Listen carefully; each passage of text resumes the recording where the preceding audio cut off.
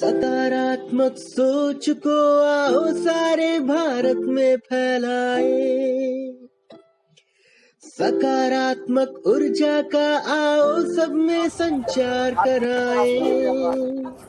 जी, परिचय। सर नमस्कार, मैं रवि कुमार। मैं बताना चाहूँगा कि मैं एक दिव्यांग पर्सन हूँ, जो कि एक गंभीर चोट की वजह से मैं बिस्तर में चला गया था और काफ़ी लंबे समय तक मैं बेड रेस्ट पे ही रहा। मेरी गर्दन वगैरह कुछ हिलता नहीं था, खाना पीना सब बंद था। मतलब पीने में क्या, पाइप के जरिए चाय के अंदर रस वगैरह डाल के मैं पीता था, उससे ही लाइफ चलती थी थोड़ी बहुत। तो फिर कुछ दिखाया, डॉक्टरों ने सजेस्ट किया, तो ज़्यादातर डॉक्टरों का व्यू था कि आप रिकवरी नहीं कर पाएंगे। लेकिन एक दिन क्या हुआ कि काफ़ी लंबा समय बीत जाने के बाद बिस्तर में मेरे मदर और फादर एजिड है, 85 प्लस है। तो एक दिन मम्मी रोने लग गई मुझे देख के। उस दिन मैं रोया तो नहीं, आंखों में आंसू मुझे भी आ गए, दिल भारी हो गया, जुबान रुक गई थी, थक गई थी, बुद्धि भी सुन्न हो गई थी। फिर मैंने एक मन में विचार किया कि अब मुझे इनके लिए उठना है। इन अपने एजिड माँ बाप को मैं कोई सुख यही दे पाऊँगा कि भाई इनके लिए उठ के दिखाऊं, इनको ये ना लगे हमारा बच्चा ऐसे बिल्कुल ही बिस्तर में आ गया। उस दिन मैंने फिर प्रैक्टिस शुरू की खुद से। डॉक्टरों ने मना किया था, मुझे पूरा स्टील का यहाँ पूरा बेल्ट बनाया हुआ था, जैसे एज ए इलेक्ट्रिसिटी पोल पे लगाते हैं लोहे का, उस टाइप का। तो उसको पकड़ के बिठाते थे तो मैं 1 से 2 सेकंड में बेहोश हो जाता था, मेरा यूरिन वगैरह पास हो जाता था, अपने आप बेहोशी आ जाती थी लंबे समय तक। मैं कोशिश करता रहा, दिन में लगातार मैं 10-10, 20-20 बार बैठता ही रहा, बेहोश होता रहा, लेकिन मैंने हिम्मत नहीं आ रही। फिर कुछ महीनों बाद मुझे पॉजिटिव रिजल्ट मिलना शुरू हो गया। मैं खुद से बैठने लग गया, 1 से 2 मिनट तक बैठने लग गया। फिर मैंने डॉक्टरों को अप्रोच किया दोबारा से, PGI चंडीगढ़ वगैरह, रोहतक, एम्स, सफदरजंग, हर जगह दिखाया। तो डॉक्टरों ने भी फिर मुझे कुछ पॉजिटिव साइन दिए, कहते हैं हम ऑपरेट करके अब देख सकते हैं, आपको एक चांस लिया जा सकता है। तो उस चांस में मेरा था कि 70% चांस ये था कि नहीं होगा रिकवरी, 30% पे आप रिस्क ले सकते हैं। लेकिन रिस्क सबसे बड़ा ये था कि इससे भी बुरी कंडीशन हो सकती है आपकी, कोमा में भी जा सकते हो आप। फिर मैंने सोचा कोई बात नहीं, अगर भगवान ने एक रास्ता दिखाया तो हिम्मत मारते हैं, ज़िंदगी को हारते नहीं है। तो मैंने चांस लिया और मेरा ऐसा हुआ कि रिकवरी हुई। और मेरी रिकवरी देखकर डॉक्टर भी हैरान थे। 40s में मेरी सर्जरी हुई थी, काफ़ी सुबह चली थी 8 बजे से रात को 9-10 बजे, काफ़ी लंबी सर्जरी थी, 16 डॉक्टरों की टीम थी। तो उसके बाद मैं रिकवरी करता चला गया। मोटिव तो मुझे जो मिला अपनी लाइफ में वो ये मिला कि हर चीज़ से मैं टूट भी चुका था, लेकिन जब अपने माँ बाप को टूटते हुए देखा इस एज में, तो फिर मुझे लगा नहीं, मुझे अब कुछ करना पड़ेगा। जिन्होंने जन्म दिया उनके सामने ही ऐसे बेबसी नहीं गुजार सकते। क्या नाम है आपका? रवि कुमार। रवि कुमार जी, ऐसी स्थिति कैसे आ गई शरीर में? एक्सीडेंट हो गया या क्या हुआ? ये स्थिति एक्चुअली क्या हुआ, सुबह सुबह एक दिन मैं उठ के चला, हमारा 1st फ्लोर का रहना था। तो जैसे ही मैं घर से सीढ़ियाँ उतरने के लिए चला तो पैर मेरा स्लिप हो गया, और उसकी वजह से जो सीढ़ियों का पत्थर होता है वो मल्टीपल फ्रैक्चर कर दिए उसने स्पाइन में, कि जिसकी वजह से मेरे कुछ समय तक तो स्पाइन ऑपरेट ही नहीं हो चुकी थी। बिल्कुल डॉक्टर बोल रहे थे कि बुरादा हो गया हड्डियों का, वो अगर खोल दिया तो कुछ भी नहीं बचेगा, आपको रिकवरी करना तो छोड़ो, जान की भी दिक्कत हो जाएगी बचाने की। तो कुछ समय तक वो उन्होंने ऑपरेट नहीं किया, कुछ किया भी नहीं, ऐसे बेड रेस्ट दिया, कंप्लीटली बेल्ट लगा के रखा था। खाना मैं खाता नहीं था, गर्म पानी पीता था पाइपों से, चाय और फैन को भी चाय के अंदर घोल के।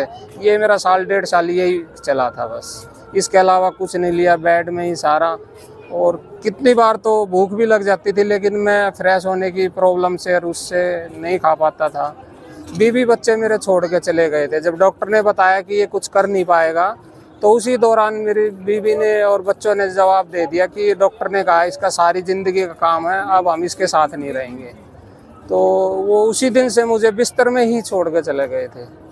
तब मुझे सोचा कि नहीं भाई, अब मुझे उठना पड़ेगा, क्योंकि माँ बाप को इतना बड़ा दुख हुआ ना। उस दुख को देख कर उस दिन रोया तो नहीं मैं, पर हाँ बहुत दुखी हुआ अंदर से। और भगवान की ये है, आप लोगों की दुआएं हैं कि कोई अच्छा कर्म किसी की दुआओं का आ गया कि मैं आज अपने आप से व्हील चेयर पे इधर उधर हो लेता हूँ, मूवमेंट कर लेता रवि हूँ। जी, आपका प्रोफेशन क्या रहा है? पढ़ाई कहाँ प्रोफेशन तक की तो बेसिकली कोई ज़्यादा नहीं है मेरा, एग्रीकल्चर से रहा है, गांव से बिलोंग करता हूं मैं, और काफ़ी बैकवर्ड एरिया है हमारा, बॉर्डर के पास पड़ता है, हरियाणा बॉर्डर पे।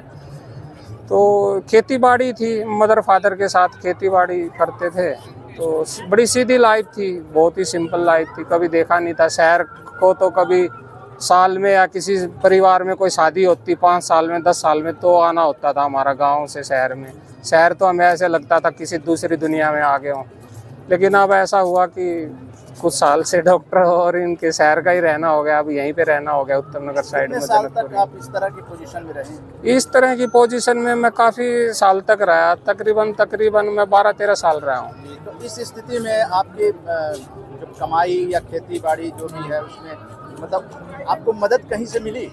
नहीं, सबसे बड़ी ट्रेजेडी यही थी कि मुझे मदद खेती बाड़ी तो कहीं से मिली ही नहीं, और वैसे भी कोई मदद नहीं मिली मुझे किसी भी तरह की, ना फाइनेंशियल मदद मिली, ना मेडिकली मदद मिली। यार दोस्त रिश्तेदार सब ने बोझ समझ के मतलब दूर कर लिया अपने को, एक डिस्टेंस बना लिया। सरकार की तरफ से तो बहुत कुछ मदद मिली, सरकार तो मैं स्पेशली, और अब तो बहुत ही ज़्यादा मदद मिलती है सरकार की तरफ से, हॉस्पिटल में भी, मेडिसिन में भी, कहीं टेस्ट कराने हैं। दूसरा सबसे बड़ी दिक्कत होती है हम जैसे विकलांग के लिए कि कहीं जाओ तो भीड़ होती है, अंदर जाने नहीं देते। लेकिन गवर्नमेंट ने इतनी फैसिलिटी दी हुई है, और लोग भी बहुत जागरूक है आजकल, हेल्प करते हैं, हेल्पफुल है कि एक दिव्यांग को देख के वैसे भी वो मदद करते हैं। और जैसे कोई प्रॉब्लम आती नहीं है, पर्ची बनवा देना स्टाफ को बोलते, वो खुद ही गार्ड वगैरह आ जाते हैं। और डॉक्टर तो बड़े ही मतलब पोलाइटली रूम छोड़ के बाहर आते हैं, ओपीडी में स्पेशली हमको अटेंड करते हैं, मेडिसिन देते हैं। कोई प्रॉब्लम नहीं है, सरकार की तरफ से बहुत अच्छा है, मेडिसिन भी मिलती है, डॉक्टर भी मिलते हैं, कोई प्रॉब्लम नहीं है। आप जो व्हील चेयर का इस्तेमाल कर रहे हैं, हाँ जी, हाँ जी, ये इसकी क्या खासियत है? ये व्हील चेयर जो है इसकी खासियत ये है, मल्टी यूज है इसका। एक तो मैं बाहर निकलता हूँ तो इसको as a electric wheelchair काम आती है। दूसरा इसमें क्या है कि मैं जब घर में होता हूँ तो इसको डिटैच कर देता हूँ, आप चाहोगे तो मैं करके दिखा दूँगा। और इसको ये यहाँ से अलग हो जाती है, चेयर अलग हो जाती है, ये पोर्शन अलग हो जाता है, तो इसकी वजह से घर में ये इस्तेमाल हो जाती है, और बाहर पूरा इलेक्ट्रिक व्हील चेयर हो जाती है हमारे इस्तेमाल।